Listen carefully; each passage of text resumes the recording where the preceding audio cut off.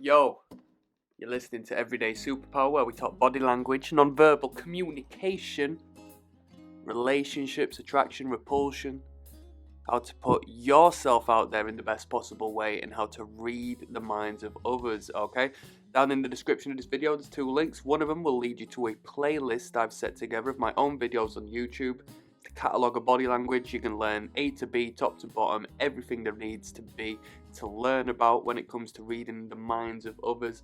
Alternatively, there's a link to the Patreon, as to which you'll be able to join me in assessing, analysing, observing, and correctly coming to conclusions on what's attractive, what's repulsive.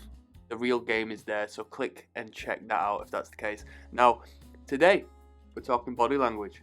We're talking about the arm over the shoulder of another individual's. Have you experienced this before? Do you do this? Okay. An embrace, a shoulder embrace. So the arm is placed over the shoulder of a friend of yours, potentially, a relative of such. Business-wise, comes and goes on frequent occasion. Could be dating, sexual attraction and so forth. And we're going to get into it. So it's a display of ownership, let me tell you that. Don't look at it as anything else. It's a display of ownership.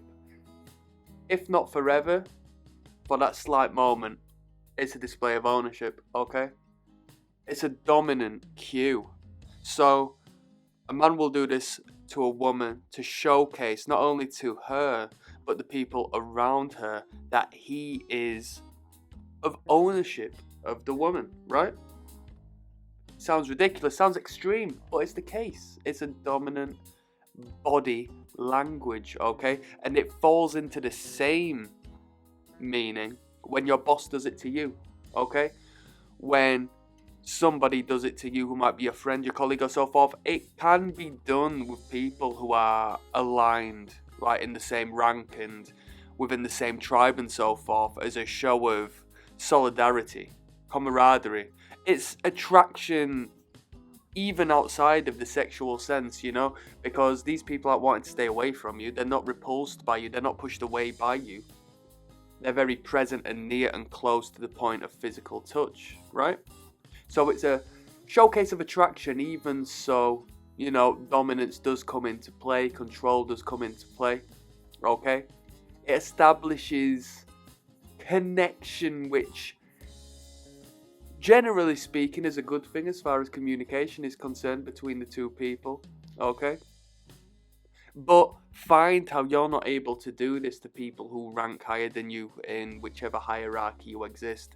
Generally speaking, you don't see people come forward confidently being able to put their arm around their boss, their superior, okay, as it's symbolic as the arm goes around the neck of the individual, palm facing downwards, which is an oppressive downwards force, non-verbal cue, non-verbal signal.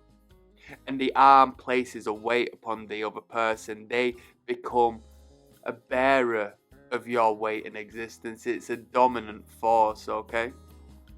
You're metaphorically pushing someone down. Okay, now, me personally, I don't really like it.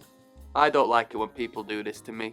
I think they're sonning me, and I say sonning me in regards to a father-son relationship. I tend to find it exists within that space. Younger people generally don't tend to do it. It's the fatherly figures, it's the authoritarian figures that you find primarily within workplace environments, the bosses and so forth, who do this as a means, possibly outside of their conscious awareness, but a subconscious showcase of how they feel towards you, and they've placed themselves above you and metaphorically are pushing you down below them, okay?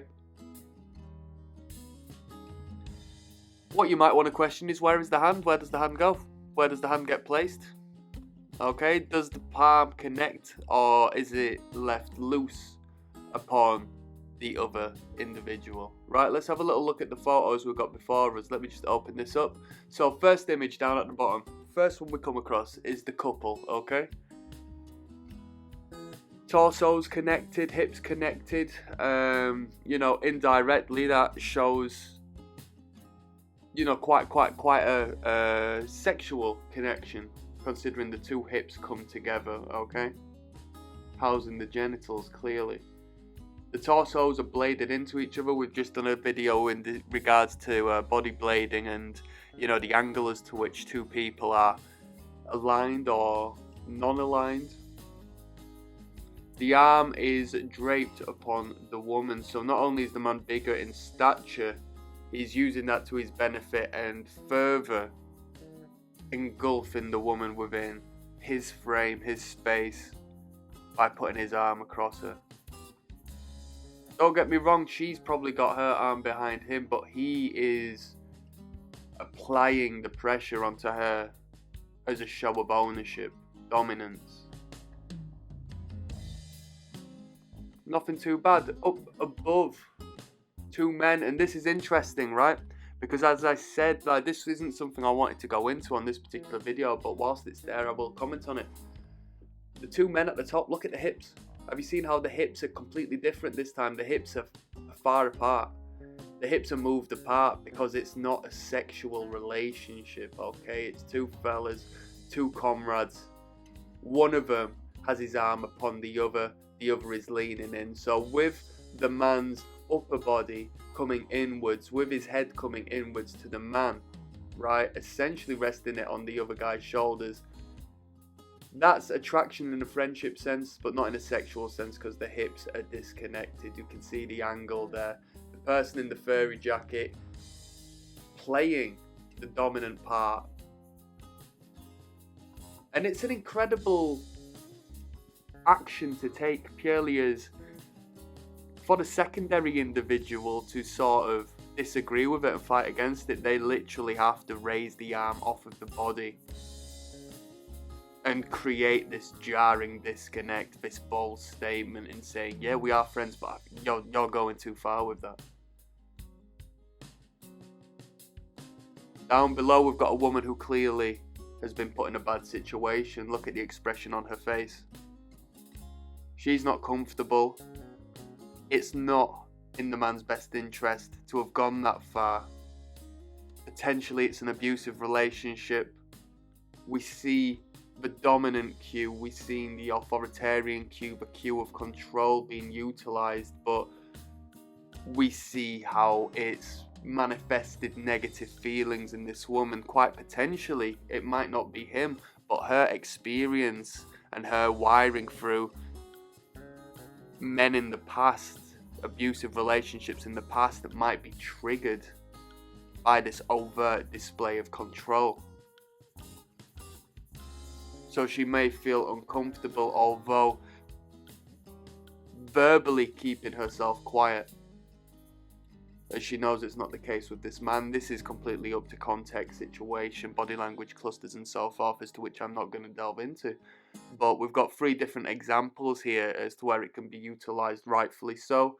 Utilised, you know, as a showcase of 2 brothers who are aligned very well, although one is still playing the dominant role, at least in that very moment, feels like they can do, and we've got it being utilised in like quite a detrimental way to the subordinate character. And on that note, I'm signing out. Peace.